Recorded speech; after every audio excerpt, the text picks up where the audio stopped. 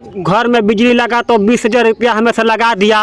विकलांग आदमी से वार्ड नंबर 6 गोपालपुर पैसा अभी नहीं है। हम सिवान जाएगा तो पूछेगा सर से जे क्या होगा। अच्छा तर और घरों नहीं खे? घरों नहीं खे, पलानी में रहनी से बरसात में चुएला। अच्छा बरसात में और घर चुएला। हाँ। अच्छा राशन कार्ड बार लगे? राशन कार्ड हमारे पास नहीं है। राशन कार्ड नहीं करवा लगे? आवास भी नहीं खे, राशन शौचालय तरवा गाँव में हिले नहीं ना शौचालय हमारे पास नहीं है। चावरा चाचर जा रहा कौन को लेकर के बुला के लेकर। वान्या हेल्थ केयर, हमारे यहाँ सभी प्रकार के medical equipments, hospital furniture, surgical equipments एक ही छत के नीचे उपलब्ध है और उचित मूल्य पर मिलता है। ब्रांच ऑफिस संगम रत्ना कम्युनिटी हॉल नियर होली फेथ स्कूल, तरवारा मोड़, सिवान। नमस्कार, हम बने अमरजीत कुमार गिरी। हमरा संग एगो दिव्यांग बनी। दोनों आँख से यहाँ के ना लौकेला, का समस्या बा बताई बोली। सर हम विकलांग आदमी हई, हमरा पेंशन 400 रुपया का महीना मिलता और घर इंदिरा आवास नहीं मिला। कौन समस्या हमारे पास नहीं है, ना शौचालय नहीं है, कोई नहीं है। कि घर में बिजली लगा तो 20,000 रुपया हमें से लगा दिया। विकलांग आदमी से वार्ड नंबर 6 गोपालपुर गाँव सब हमरा यह समस्या बा। 20,000 और बिजली के बिल आइल बा। विकलांग आदमी के 20,000 रुपया बिजली के बिल आइल बा गोपालपुर गांव के।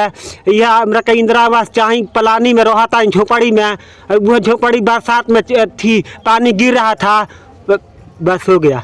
देखिए यहाँ के बानी दिव्यांग, का नाम पड़ी और? नरेश महतो, गोपालपुर गांव, वार्ड नंबर 6।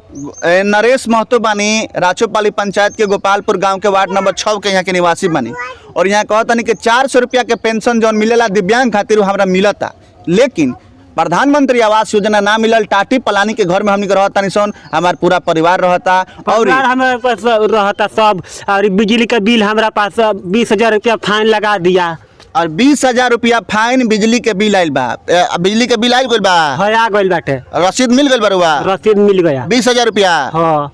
अच्छा तो का कहबे आई रुपए के बाद में बिजली बिल लेके? बिजली बिल आए रुपए मांगे तो हम कहूँ जो हमारे पास अभी नहीं है। तो का कहबे? कहे जो कहीं से दो, तो हम कहें जो हमारे पास नहीं है तो कहाँ से दियाएगा।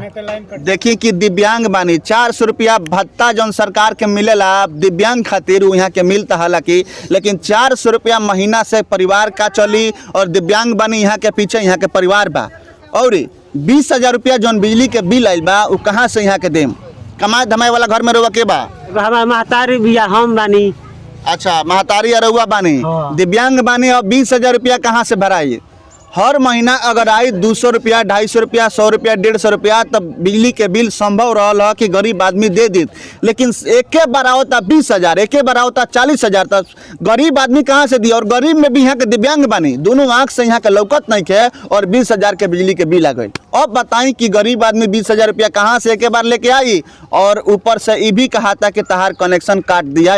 तरौरा का कहमी ओलो से? कहूँ जो ना हम पैसा अभी नहीं है, हम सिवान जाएगा तो पूछेगा सर से जे क्या होगा। तारा और घरों नहीं खे? घरों नहीं खे, पलानी में रहनी से बरसात में चुएला। अच्छा बरसात में और घर चुएला। हाँ। अच्छा राशन कार्ड बार लगे? राशन कार्ड हमारे पास नहीं है। राशन कार्ड नहीं करवा लगे ना। अच्छा इंदिरा आवास भी नहीं खे, राशन शौचालय तरवा गाँव में हिले नहीं ना शौचालय हमारे पास नहीं है। चावरा चाचर जा रहा कौन को लेकर के बुला के लेकर। शौचालय भी नहीं खे, छोट छोट बच्चा के लेके यहाँ के चौरा उरा में लेके जानी शौचालय करे खातिर। और महिला लोग भी अपन बात, अपन दुख, अपन पीड़ा रखल है कि हमनी के गाँव में शौचालय नहीं खे बनल। समस्या जौन बा घोर बा। और यहाँ के नरेश महतो जी बानी जौन की परेशान बानी। सरकार जहाँ लगातार विकास के बात करता, विकास के नाम रखता, सिर्फ और सिर्फ कागजी विकास में सरकार व्यस्त बा, लेकिन धरातल तक गरीब आदमी के समस्या सुने खातिर केहू नहीं के, केहू माई बाप नहीं के। चाहे वो जीतल विधायक होकस, हारल विधायक होकस, जीतल मुख्यमंत्री होकस, हारल मुख्यमंत्री होकस, जीतल प्रधानमंत्री होकस, हारल प्रधानमंत्री होकस, केहू गरीब के माई बाप नहीं के। गरीब के देखे वाला केहू नहीं के। गरीब अपना ऊपर जौन भी ओकरा लगे संसाधन बा, गरीब चाहता कि वहीं में हम व्यस्त रहीं और वही से 2 रुपया कमा के अपन परिवार चलाएं। लेकिन सरकार के तरफ से योजना जौन बा गरीब आदमी खातिर नहीं के। सरकार के योजना, चाहे केंद्र के योजना हो को, चाहे राज्य सरकार के योजना हो को, सिर्फ और सिर्फ अमीर आदमी।